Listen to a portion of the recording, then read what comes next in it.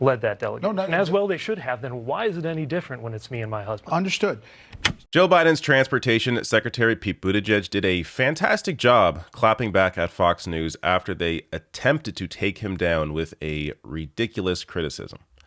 That said, there is a lot more to this video. So I'm going to get to what I think is much more important in this conversation than just Pete Buttigieg's appearances on Fox News.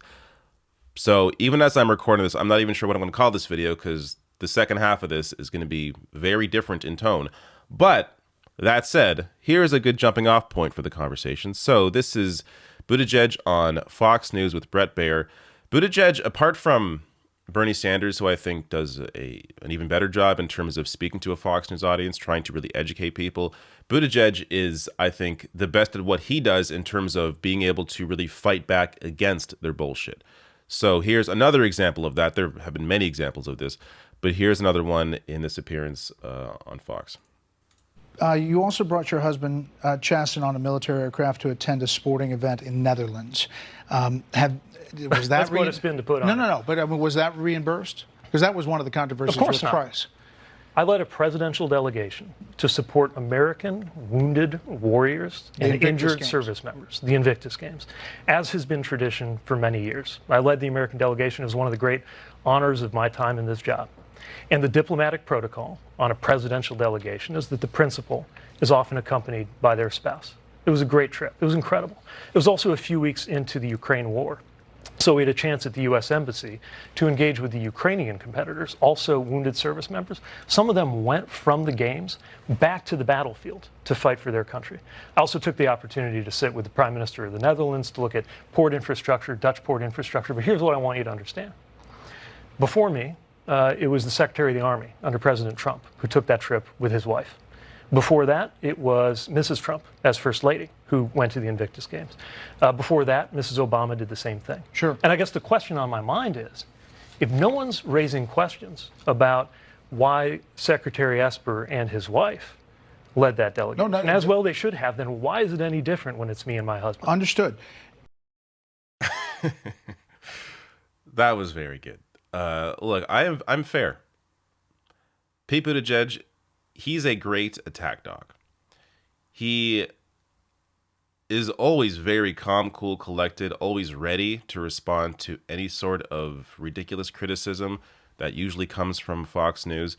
There are real reasons to criticize Pete Buttigieg. Maybe some of them were discussed in this interview. I have to imagine some of them were. But I would be shocked if the Fox News position was, hey, Bernie Sanders told you this was going to happen and you didn't do anything about it. Why not? I don't think that is going to be the Fox News position, but of course, that is the accurate criticism here because we are talking about Southwest. And not just Southwest, but generally airlines and how Pete Buttigieg has been an absolute failure in his actual position, which isn't just Fox News appearances, but being transportation secretary. So, of course, Southwest Airlines, I'm sure you all know by now, canceled thousands of flights as operational meltdown continued. So that was over Christmas. It even continued after Christmas. And it was largely because of Southwest and their lack of infrastructure. It's really outdated. But here's the reason why. They had no reason to have to update it because within the rules, restrictions that are around them or lack thereof, they were allowed to continue operating the same broken system while increasing their CEO pay and reinstituting dividends to shareholders. Because Pete Buttigieg didn't do what was asked of him by those around him. So let me get a little deeper into this because, again, it shows you how the Pete Buttigieg worldview, the neoliberal worldview, is incredibly pro-corporate and anti-consumer. Pete Buttigieg is just a continuation of the Bill Clinton era of politics. So it's, while he impresses in situations like this, don't let this cloud your judgment. People have to understand what Pete Buttigieg actually represents.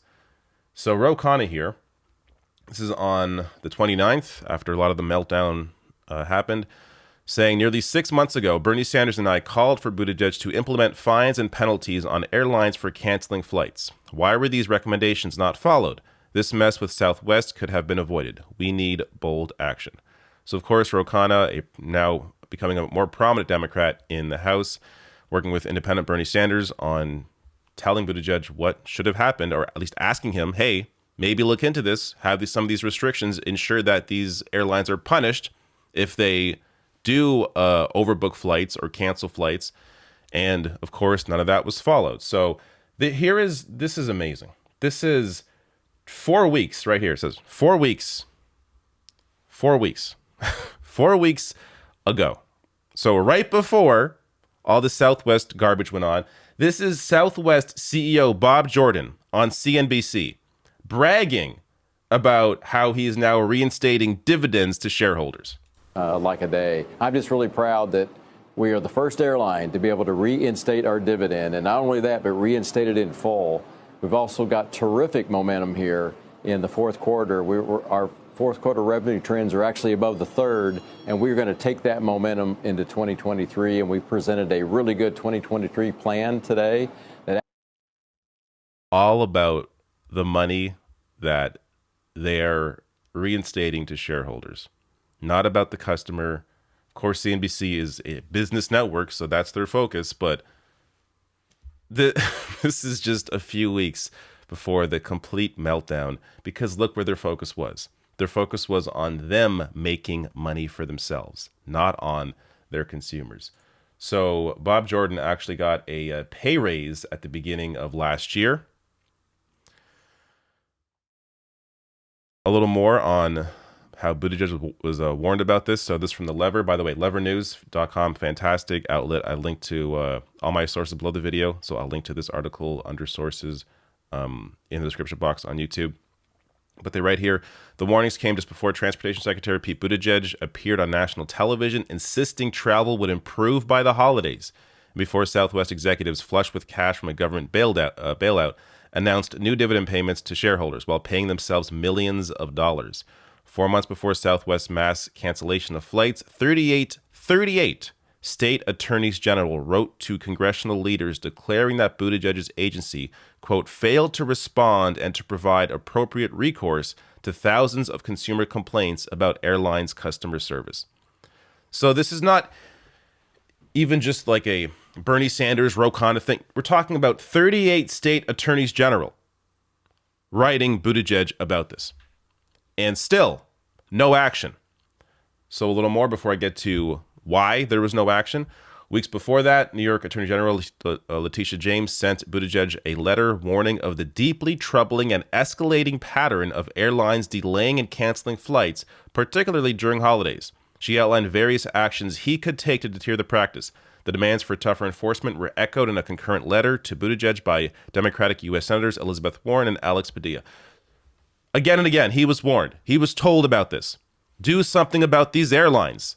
They are greedy. They are taking all this money, meanwhile screwing consumers, not updating their systems. Worse, that they were warning about what was going to happen during the holidays. Buttigieg knew.